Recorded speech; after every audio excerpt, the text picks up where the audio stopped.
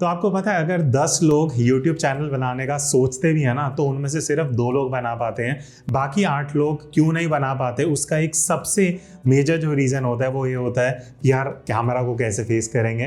तो उसी बारे में आज की मैं वीडियो लेके आया हूँ। मैं अपने 7 साल से ज़्यादा का जो एक्सपीरियंस है, 1200 से ज़्यादा मैं वीडियोस बना चुका हूँ अब तक, और जितना मुझे एक्सपीरियंस समझ आया कि भाई कैमरा से मैं कैसे कंफर्टेबल हो पाया। अगर मैं आपको अपनी 7 साल पुरानी वीडियो दिखाऊंगा ना, यहाँ पे आप देख सकते हो कुछ वीडियोस, आप उस वीडियो को और अब इस वीडियो को कंपेयर करो। मेरा बोलने का कॉन्फिडेंस, मेरा आई कॉन्टैक्ट, मेरे हैंड जेस्चर और भी कुछ टेक्निक्स और चीज़ें हैं जिन पे मैंने ध्यान दिया।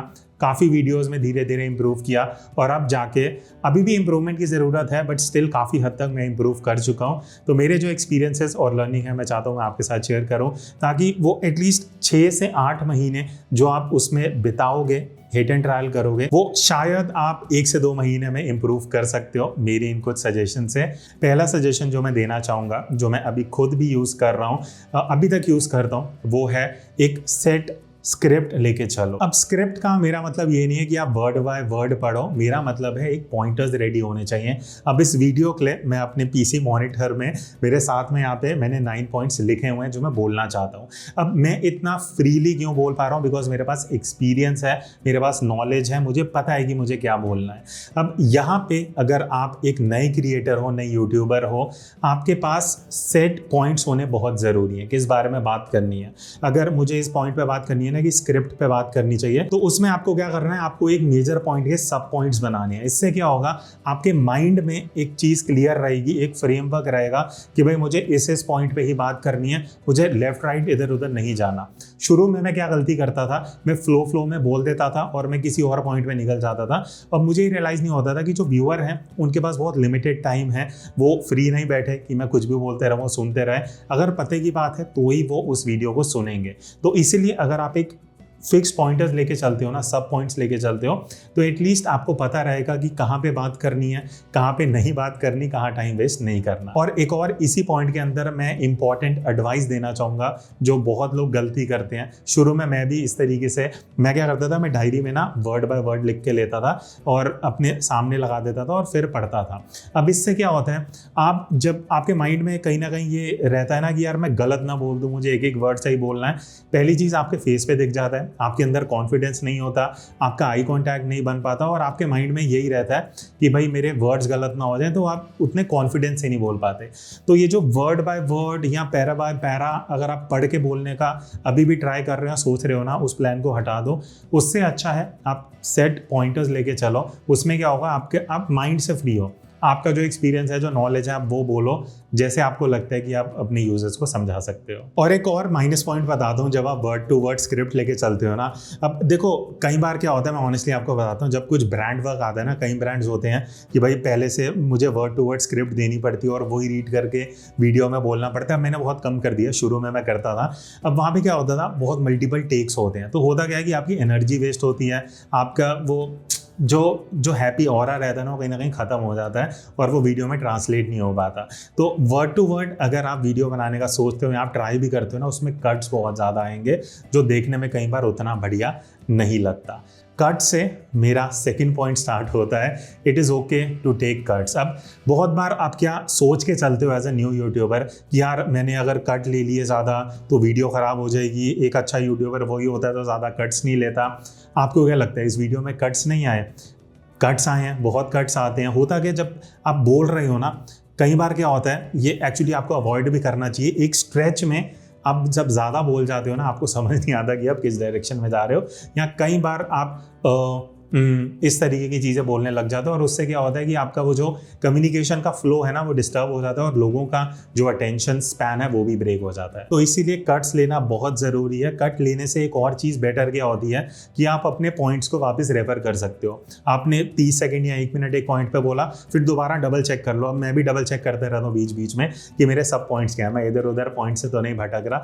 अगर मैं लाइन पे हूँ तो मैं फिर वापस बोलना शुरू हो जाऊँगा। तो इससे क्या होता है कि आप डबल चेक भी रहते हो, आपको पता भी है कि आप किन पॉइंट पे बात कर रहे हो और आप पॉइंट टू पॉइंट एक कम टाइम में अपनी बढ़िया वीडियो फ्रेम कर लेते हो। और आपको पता है कट लेने का एक और बेनिफिट जो मैंने बाद में बहुत रियलाइज किया कि जब आप एक फ्लो में बोलते हो ना, एक थोड़ा 10-20 सेकंड बोलने के बाद ना आपके अंदर वो एनर्जी नहीं आती, आप वो वर्ड्स पे एम्फेसाइज नहीं करते, आप ब्रेक्स नहीं लेते, जिस वजह से वो बहुत मोनोटोनस हो जाता है। बट जब आप बीच बीच में कट्स ले लेते हो ना, आपके पास जो थोड़े सेकंड्स का बीच में आप गैप लेते हो, आपके अंदर वापस एनर्जी आती है, फिर आप उस एनर्जी से वापस वो लाइन बोलते हो।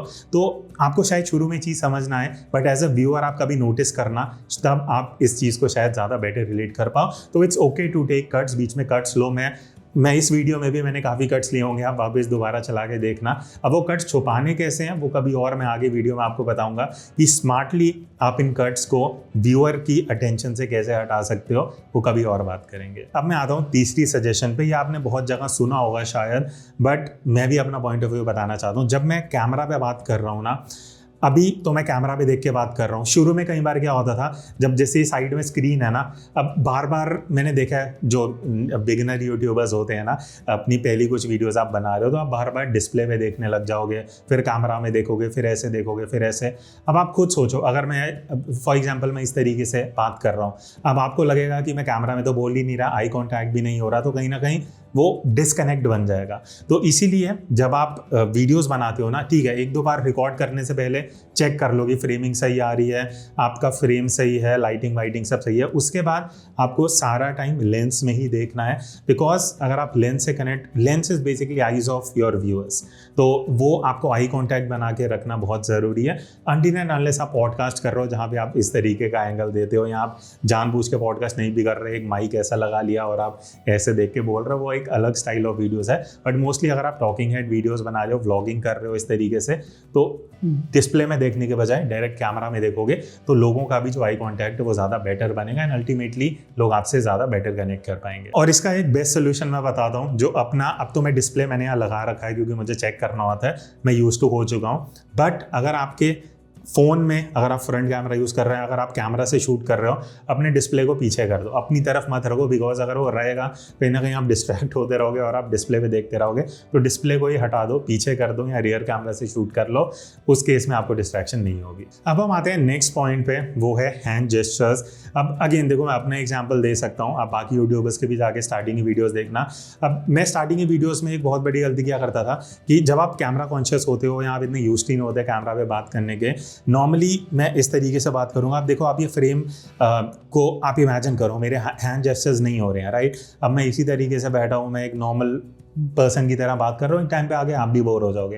बट वही, अब अगर मैं आपसे बात कर रहा हूँ, हैंड जेस्चर हो रहे हैं, तो कहीं ना कहीं अगर आप ये वीडियो देख भी रहे हो बिना बी रोल के, एटलीस्ट कुछ मोशन है फ्रेम में, कुछ मूवमेंट हो रहा है, जिस वजह से आपका उस वीडियो में इंटरेक्शन बना रहेगा। अब यही जो मैं ये हैंड जेस्चर कर रहा हूँ ना, ये मैं, अब मुझे कुछ सोचना नहीं पड़ रहा, बिकॉज जब आप बोल रहे हो फ्रीली, अगर आप हाथ ऐसे नीचे रख दोगे तो वो ऑटोमेटिकली वो हैंड जेस्चर नहीं होंगे। शायद अभी मैं नीचे भी जब बात कर रहा हूँ तो मेरे हैंड जेस्चर हो रहे थे, बट जितने मैं फ्रेम में हूँ उतने में अगर मैं हैंड जेस्चर रखता हूँ तो अगेन लोगों से आप इंटरेक्शन बना के रखते हो। और ये गलती मैंने शुरू के काफ़ी महीने करी है कि मैं वो हैंड जेस्चर वाला चीज़ नहीं रखता था, जो मुझे बाद में रियलाइज़ हुई। मैंने शायद कोई एक वीडियो देखा था 5-6 साल पहले, तब जाके मुझे रियलाइज़ हुआ था कि ये जो हैंड जेस्चर है ना, ये बहुत इंपॉर्टेंट है एक वीडियो में। और अब अगर मैं अपनी पुरानी वीडियोस आके देखता हूँ तो मुझे रियलाइज़ होता है कि वो कितनी बड़ी गलती थी। अब मुझे भी पता है कि ये हैंड जेस्चर वाली चीज़ एकदम से आपके अंदर नहीं आएगी, बट जब आप जितना ट्राई करोगे ना उतना, अभी भी मैं इंटेंशनली कुछ ऐसा सोच ही नहीं रहा कि मुझे हैंड जेस्चर करने हैं। It's just that with experience मुझे ये चीज़ हो गई है कि हाँ, मैं जस्ट फ्री फ्लो में हूँ, मैं जैसे बात कर रहा हूँ, जिस तरीके से वर्ड एम्फसाइज कर रहा हूँ, जो मैं आप लोगों को समझाना चाह रहा हूँ, उस हिसाब से मेरे हैंड ऑटोमेटिकली उस जेस्चर में मूव कर रहे हैं। अब हम आते हैं नेक्स्ट पॉइंट पे। आई एम श्योर आपने काफ़ी जगह सुना होगा, बट मैं भी इस बारे में एम्फसाइज करना चाहूँगा, वो है आप कैमरा से ऐसे बात करो कि आप फ्रेंड से बात कर रहे हो। अब देखो, ये बिलीव करना थोड़ा मुश्किल है, मुझे भी शुरू में लगा था यार क्या बात है, बट जब मैं कैमरा के सामने अब बैठता हूँ, मैं बात करता हूँ, तो मुझे ना थोड़ा, अब तो ऑटोमेटिकली वो चीज़ निकल जाती है, बट स्टार्टिंग में आपको थोड़ा ऐसा करना पड़ता है कि आप मान लो कि आप अपने बेस्ट फ्रेंड या जिनके साथ भी आप कंफर्टेबल हो, पेरेंट्स के साथ, ब्रदर सिस्टर के साथ या फ्रेंड्स के साथ, तो उस तरीके से बात करने का ट्राई करो लेंस में देख के। अब वो एकदम से चीज़ नहीं होगी, आपको एटलीस्ट 10 से 15 वीडियोस लगेंगी ये चीज़ करने में, बट जब तक आप शुरू नहीं करोगे तब तक वो चीज़ प्रैक्टिस में नहीं आएगी। तो इट इज़ वेरी इंपॉर्टेंट, जब आप कैमरा में बात कर रहे हो आप थोड़ा कैजुअल होकर बात करो, बिकॉज अब आप खुद सोचो, अगर मैं कैमरा में बहुत सीरियस हो जाऊंगा, मैं इस तरीके से बात करूंगा, टोन मेरी एकदम लो है, वॉइस मॉड्यूलेशन नहीं है, तो आपको वो बोरिंग लगेगा और आप मेरी वीडियो शायद ना देखना चाहो। बट अगर मैं वापस उस तरीके से अब थोड़ा अथॉरिटेटिवली बात करूं या कैजुअली बात करूंगा, जैसे मैं अपने किसी फ्रेंड को समझाना चाहूँगा कि भाई अगर वो वीडियो बनाना शुरू करना चाहता है तो उसको कैमरा में ऐसे देखना चाहिए कि वो एक फ्रेंड से बात कर रहा है। तो ये वाला जो कनेक्ट है, ये अगर आप जितनी जल्दी समझ जाओ उतना बेटर है, बिकॉज उससे आपको 2-3 बेनिफिट होते हैं। सबसे पहला चीज़, आप कैजुअल हो जाते हो। अब चाहे मैं हैंड जेस्चर की बात करूं, चाहे आई कांटेक्ट की बात करूं, चाहे समझाने के तरीके की बात करूं, तो आप मुश्किल चीज़ों को भी ना ईजी वे में समझा पाओगे, बिकॉज आप किसी ऐसे पर्सन से बात कर रहे हो जिनसे आप थोड़ा वो वैसा कनेक्ट रखते हो, चाहे वो फ्रेंड हो या फैमिली मेम्बर हो। तो दूसरा बेनिफिट आपको ये मिल जाता है कि आप थोड़ा ओपन अप होते हो, आप थोड़ा फ्रीली बोल पाते हो, और जिस लैंग्वेज में आप कंफर्टेबल हो उसमें आपको कम्युनिकेट करना चाहिए। वो आई थिंक फ्रेंड से भी आप उतना ही फ्रीली कम्युनिकेट करते हो। तो वो वाला एस्पेक्ट जब आप अपनी वीडियोज़ में लेके आ जाओगे ना, तो आई एम श्योर आपका जो कैमरा से बात करने का जो तरीका है वो और बेटर हो जाएगा। अब हम आते हैं 6th टिप पे, जो है वॉइस मॉड्यूलेशन। अब वॉइस मॉड्यूलेशन का मतलब क्या होता है कि जब आप कोई भी सेंटेंस बोल रहे हो, कुछ भी लाइन बोल रहे हो, उसमें कुछ वर्ड्स होते हैं जो इंपॉर्टेंट हैं, कुछ होते हैं कम इंपॉर्टेंट, कुछ उससे भी कम इंपॉर्टेंट। तो जो वर्ड बहुत इंपॉर्टेंट है, अभी जैसे मैंने बहुत बोला, तो उस पर जब मैं एम्फेसाइज करूंगा ना, अब सबकॉन्शियसली आप ये चीज़ अगर सोच के देखोगे कि जो वॉइस मॉड्यूलेशन है, कभी भी आप स्पीकर्स को बोलते हुए सुनना, वो कुछ पर्टिकुलर वर्ड्स पे एम्फेसाइज कर, मतलब उस पर ज़्यादा जोर देते हैं। वो देना ज़रूरी है अगर आप अपने व्यूअर्स की अटेंशन रखना चाहते हो। अगर आप सेम टोन में बात करते रहोगे, तो अगर आप चाहे आप सेमिनार में बोल रहे हो, चाहे वर्कशॉप में बोल रहे हो, चाहे आप यूट्यूब वीडियो में बोल रहे हो, लोग आपसे कनेक्ट नहीं कर पाएंगे, जैसे मैं अभी सेम टोन में बोल रहा हूँ। बट वही अगर मैं वॉइस मॉड्यूलेशन करता हूँ, कई वर्ड्स धीरे बोलता हूँ, कई वर्ड्स तेज़ बोलता हूँ, किसी वर्ड पे ज़्यादा अगर मैं जोर दे के बोलता हूँ, तो उससे क्या होता है कि आपका अटेंशन बना रहेगा एज अ व्यूअर। और मेरे लिए एज अ यूट्यूबर ये चीज़ ज़रूरी है, ताकि मैं आप लोगों को अपने चैनल पे ज़्यादा देर तक रखूँ, ताकि मुझे जो भी इन्फॉर्मेशन, जो भी चीज़ शेयर करनी है, वो आप ज़्यादा देर तक देख सको। अब ये वॉइस मॉड्यूलेशन भी अगेन एकदम से नहीं आएगी, मुझे वो अगेन वही है, मैं स्टार्टिंग वीडियोज़ में जाके अगर अपनी वीडियोज़ देखता हूँ आज से 6-7 साल पहले, वहाँ पे मैं सेम टोन में बात कर रहा था, बिकॉज मुझे फियर ऑफ कैमरा था। मैं कैमरा पे देख के तो बोल रहा हूँ, बट मैं हैंड जेस्चर नहीं कर रहा, मेरे अंदर कॉन्फिडेंस नहीं है, मैं वॉइस मॉड्यूलेशन नहीं कर पा रहा। ये सारी चीज़ें मैंने धीरे धीरे जब प्रैक्टिस करी, तो वो चीज़ पे मैं बेटर एक्सपर्टीज कर पाया। तो अगेन टाइम लगेगा, प्रैक्टिस लगेगा, बट जब तक आप स्टार्ट नहीं करोगे वो चीज़ बेटर नहीं हो पाएगी। और एम्फेसाइज करने के साथ साथ ना, आपको कहाँ ब्रेक लेना है, कहाँ गैप लेना है, वो भी बहुत ज़रूरी है। अब जैसे यहाँ पे मैं जो भी लाइंस बोल रहा हूँ, वो मैं एकदम से बिना ब्रेक के नहीं बोल रहा। जहाँ मेरा एक सेंटेंस खत्म हो जाता है, वहाँ मैं थोड़ा सा गैप लेता हूँ, फिर स्टार्ट करता हूँ, बिकॉज उससे क्या होता है कि जो इंपॉर्टेंट चीज़ें हैं उन पे आपके व्यूअर्स का ज़्यादा ध्यान जा पाता है। तो थोड़ा सा कहाँ पे ब्रेक लेना है, हल्का सा फिर बोलना है, कहाँ वॉइस मॉड्यूलेशन करना है, वो बहुत ज़रूरी हो जाता है। अब जो अगली टिप है वो बहुत इंपॉर्टेंट है, स्पेशली अगर आप लॉन्ग टाइम के लिए यूट्यूब पे रहना चाहते हो। अब वो है ऑनेस्ट रहना, अपने ओपिनियंस पे बिलीव करना। इसका मतलब क्या है, जब भी आप कोई वीडियो बना रहे हो, चाहे वो प्रोडक्ट रिव्यू हो, सर्विस रिव्यू हो, अपने एक्सपीरियंसेस शेयर कर रहे हो या इन्फॉर्मेशन दे रहे हो, अगर वो उसमें आप ऑनेस्ट नहीं हो, आपके अपनी एक्सपीरियंसेस नहीं है, आप भी कहीं से कुछ चीज़ बना के बोल रहे हो ना, वो लोगों को दिख जाता है, पता लग जाता है। आज के टाइम में हर कोई इतना इंटेलिजेंट है। तो अब अगर ये जो मैं टिप्स दे रहा हूँ, ये जो मेरे साथ हुई हैं, वो मैं बता रहा हूँ। अब अगर मैं वही गूगल से चिप के बता दूंगा, तो वो उतना बढ़िया फ्लो में नहीं आ पाएगा, मैं आपको एग्जाम्पल्स नहीं दे पाऊंगा।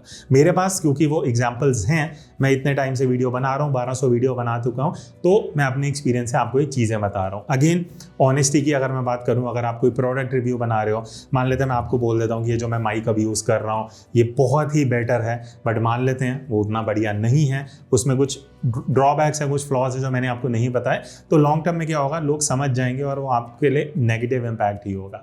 दूसरा चीज़, आप जो भी चीज़ बोल रहे हो उस पर आपको कॉन्फिडेंस होना चाहिए। अब अगर मैं आपको ये टिप्स दे रहा हूँ, मैं आपको कॉन्फिडेंस से नहीं बोलूँगा, मैं एज अ क्वेश्चन बोलूँगा कि शायद आपको जो भी आप चीज़ें वीडियो में बोल रहे हो कॉन्फिडेंस से बोलनी चाहिए। अब अगर मैं ही आपको कॉन्फिडेंस से नहीं डिलीवर करूँगा तो मैं आपको क्या ही सजेशन दूंगा। तो इसीलिए आप जिस भी फील्ड में वीडियो बना रहे हो, चाहे वो ट्रैवल हो, फूड हो, इन्फॉर्मेशन हो, एजुकेशन हो, वहाँ पे जो भी आप स्टेटमेंट्स दे रहे हो, आपके अंदर वो कॉन्फिडेंस होना चाहिए, आपको बिलीव होना चाहिए, तभी वो चीज़ बोलना, अदरवाइज लोग उस चीज़ में बिलीव नहीं करेंगे। अब हम आते हैं सेकंड लास्ट स्टेप पे। ये कई लोगों को शायद समझ ना आए, बट जब आप ये प्रैक्टिस करोगे आपको पता लगेगा। अगर आपने अभी तक यूट्यूब पे अपनी पहली वीडियो अपलोड नहीं करी है ना, पहली 3 वीडियोस जो भी आप बनाओगे वो यूट्यूब पे अपलोड मत करना। उसका रीज़न क्या है वो मैं आपको समझा देता हूँ। आप 3 वीडियोस इस तरीके से बनाओ कि आप फाइनल वीडियो बनाओ जो आप यूट्यूब पे अपलोड करोगे, बट आप उसको अपलोड नहीं करोगे। उसका रीज़न ये है कि जो आप अपनी पहली 3 वीडियोस बनाओगे ना, उनमें सबसे ज़्यादा गलतियां करोगे। शायद हो सकता है आप बोलते बोलते इधर देख रहे हो, उधर देख रहे हो, फिर कैमरा में देख रहे हो, या बोलते बोलते आपको समझ नहीं आ रहा, आप ज़्यादा गैप्स ले रहे हो, आप इस तरीके की ज़्यादा चीज़ें कर रहे हो, या आसपास से लोग जा रहे हैं तो आप इस तरीके से थोड़ा कॉन्शियस हो रहे हो। मान लेते हैं ऑडियो अच्छा नहीं आ रहा, लाइटिंग अच्छी नहीं है, कैमरा बहुत ज़्यादा शेक हो रहा है। तो ये जो भी चीज़ें आप पहली 3 वीडियो में नोटिस करते हो ना, चाहे खुद नोटिस करो, चाहे अपने फ्रेंड्स को दिखाओ, फैमिली मेम्बर्स को दिखाओ, बिकॉज सिर्फ अपने ओपिनियन पे रहोगे तो शायद आप कुछ चीज़ें पकड़ ना पाओ। तो उन 3 वीडियोस से आप एक लिस्ट बना लो क्या क्या गलतियाँ हैं। फिर उससे क्या होगा, जो भी आप 4th वीडियो बनाओगे जो लोगों के लिए पहली वीडियो होगी, उसमें वो सारी गलतियाँ एक हद तक कम होंगी या उन पर आप इम्प्रूव करोगे। एंड अल्टीमेटली जो पहली वीडियो पब्लिक जाएगी वो कहीं ना कहीं एक बेटर प्रोडक्ट होगा एज कम्पेयर टू पहली 3 वीडियो जो आपने बनाई थी बट वो अपलोड नहीं करी। अब हम आते हैं लास्ट टिप पे। अगेन बहुत क्लीशे है बट मैं ये चीज़ बोलना चाहूँगा इस वीडियो के थ्रू, दैट इज़ जितना आप प्रैक्टिस कर सकते हो उतना बेटर है। बिकॉज चाहे आप जितना भी प्लानिंग कर लो, जितना भी स्क्रिप्टिंग कर लो, जो भी आप सोच लो कि ऐसी वीडियो बनानी है, जब तक आप ज़्यादा प्रैक्टिस नहीं करोगे, ना ही आप आई कॉन्टैक्ट में बेटर हो पाओगे, ना ही आप कैमरा फेस करने में उतना कॉन्फिडेंस ला पाओगे, ना ही वो हैंड जेस्चर वाली चीज़ होगी। वॉइस मॉड्यूलेशन के लिए आपको ज़्यादा बोलना पड़ेगा, स्पीच को बेटर करने के लिए, कॉन्फिडेंस लाने के लिए जितना आप ज़्यादा प्रैक्टिस करोगे। फॉर एग्जाम्पल आप बाइक, स्कूटी या अगर कार चलाते हो, आप पहले दिन से तो बढ़िया चलाओगे नहीं, आप उसको एटलीस्ट कुछ हफ्ते तक ड्राइव करोगे, आपका हाथ सेट होगा, तब आप जाके डिसेंट चलाना शुरू करोगे। सेम चीज़ इसमें भी है। एज ए यूट्यूबर आपको बहुत चीज़ें देखनी पड़ती हैं, ऑडियो, लाइटिंग। अभी तो हम इस बात में बात कर रहे हैं ना कि आपको कैमरा के सामने कैसे अच्छे से बात करनी है, तो वही चीज़ है। कॉन्फिडेंस लाने के लिए आप जितनी ज़्यादा वीडियोस बनाते जाओगे उतना आपके अंदर इंप्रूवमेंट होता रहेगा। तो होपफुली ये जो मैंने 8 या 9 टिप्स शेयर करी हैं ये आपको हेल्प करेंगे एज अ न्यू यूट्यूबर कि आप कॉन्फिडेंस से कैमरा पे बात कर सको, और जो छोटी छोटी चीज़ें मैंने बताई हैं उस पर आप इंप्रूव कर सकते हो। सो दैट्स इट। एक चीज़ मैं आपसे चाहूँगा कि आप कमेंट में बता सकते हो कि करंटली आप यूट्यूब चैनल पर कितने सब्सक्राइबर्स हैं, ताकि कुछ टाइम बाद जब आप आगे कमेंट सेक्शन देखोगे तो आप एक बार देख सकोगे कि आपने स्टार्ट किस नंबर से किया था। So that's it. I will see you in the next video. तब तक take care and keep creating.